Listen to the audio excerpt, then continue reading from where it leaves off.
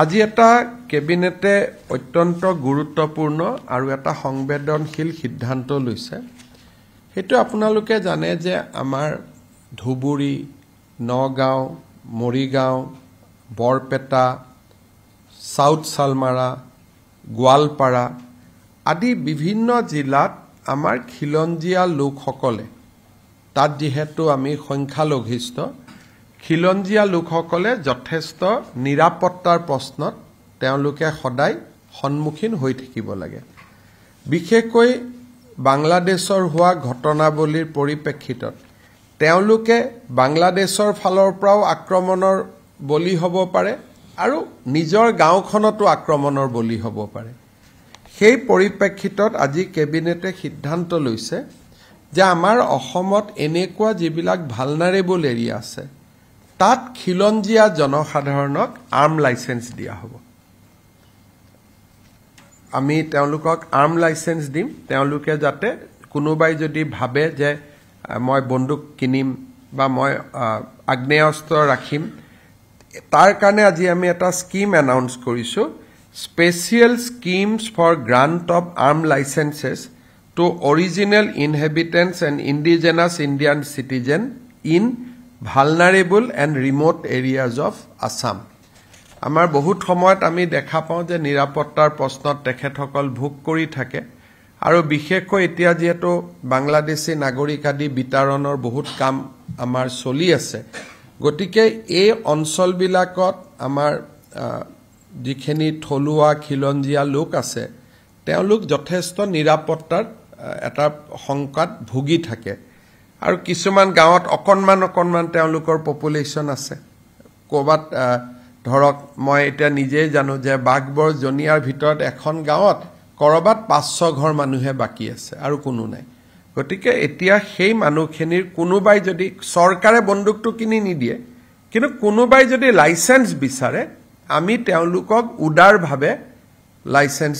দিম যাতে তেওঁলোকে নিজৰ ৰক্ষণাবেক্ষণ কৰিব পাৰে এটো এটা সেই অঞ্চলৰ মানুহৰ বহুদিনীয়া এটা অনুৰোধ আৰু দাবী আছিল ইয়াৰ ফলত ঢিং ৰূপহী লাহৰিঘাট এই অঞ্চলবিলাকৰ পকেটত যিবিলাক আমাৰ অসমীয়া মানুহ এতিয়াও আছে তেওঁলোকে সদায় ভয়ত জাগাখিনিৰ পৰা ওলাই আহিব লাগে মাটিবাৰী বিক্ৰী কৰি ওলাই আহিব লাগে এতিয়া আমি তেওঁলোকক কৈছো যে চৰকাৰে আপোনালোকে লাইসেন্স খুজক আমি আৰ্মছ লাইসেন্স আপোনালোকক দি দিম আপোনালোকে তাত অন্তত এটা সাহসেৰে হৈতে থাকিব পাৰিব চৰকাৰে তো সাহস দিয়ে আছে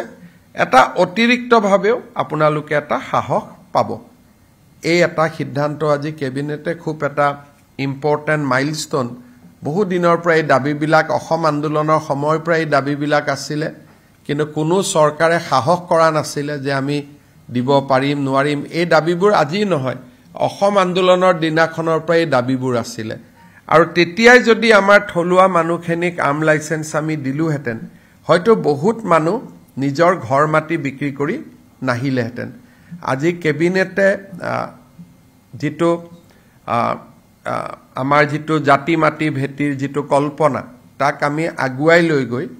আজি আমি সিদ্ধান্ত লৈছো যে যতে অসমীয়া মানুহ সংখ্যালঘিষ্ঠ থলুৱা মানুহ জনজাতীয় লোক যতে সংখ্যালঘিষ্ঠ তেওঁলোকে তাতে আৰ্মছ লাইসেন্সৰ কাৰণে আবেদন কৰিব পাৰিব আৰু চৰকাৰে উদাৰভাৱে তেওঁলোকক আৰ্মছ লাইসেন্স দিয়াৰ ব্যৱস্থা কৰিব কিন্তু এটো নহয় যে আমি বন্দুকটো কিনি দিম হেতু কনফিউজ কৰিব নালাগে আমি কাকো বন্দুক কিনি নিদিও কিন্তু কোনোবাই যদি আৰ্মছ বিচাৰে তেতিয়ালে আমি তেওঁলোকক আৰ্মছ আমি দিয়াৰ ব্যৱস্থা কৰিম ইণ্ডো বাংলা বৰ্ডাৰ শব্দটো আমি কোৱা নাই মই খালি উদাহৰণ দিছো যে আজিয়ে কিয় কেবিনেটে সিদ্ধান্তটো লবলগীয়া হল কিন্তু উত্তৰটো হল যে ভালনাৰেবল এণ্ড ৰিমোট এৰিয়া গতিকে ৰিমোট এৰিয়া বুলি কলে সাউথ সালমাৰা পৰি গল ভালনাৰেবল এৰিয়া বুলি কলে যদিও ৰিমোট নহয় ঢিং ৰূপহীৰ অসমীয়া মানুহখিনিৰ কাৰণে এটো ভালনাৰেবল এৰিয়া হৈ গল গতিকে দুটা ক্ৰাইটেৰিয়া কৰা হৈছে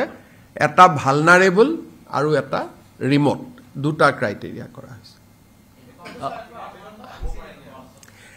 আমি তো কোনোদিনে কাকো কোৱাই নাই লাগে মুক ব্যক্তিগতভাৱে আবেদন কৰি থাকে কিন্তু চৰকাৰতো আছনি নাছিলে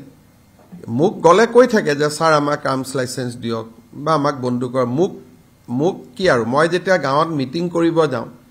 পঞ্চায়ত ইলেকশ্যনতে মিটিং কৰিব গৈছো ৰাইজক মই লগ কৰো ৰাইজে মোক যি কাগজ পত্ৰ দিয়ে সেইবিলাকৰ ওপৰতে আমি পিছত সিদ্ধান্ত লওঁ গতিকে এইবাৰ মই ইলেকশ্যনত যাওঁতে মোক বহুত লোকে কৈছিলে বিশেষকৈ নগাঁও আৰু দৰঙত যাওঁতে যে আমাক স্যাৰ আৰ্মছ লাইসেন্স দিয়ক নহলে আমি মাটিবোৰ বিক্ৰী কৰি দিব লাগে সব জিলাতে দি দিম ভালনাৰেবল বুলি কলেতো চৰকাৰৰ ওপৰত পৰে গতিকে গুৱাহাটীটো ভালনাৰেবল এৰিয়া থাকিব পাৰে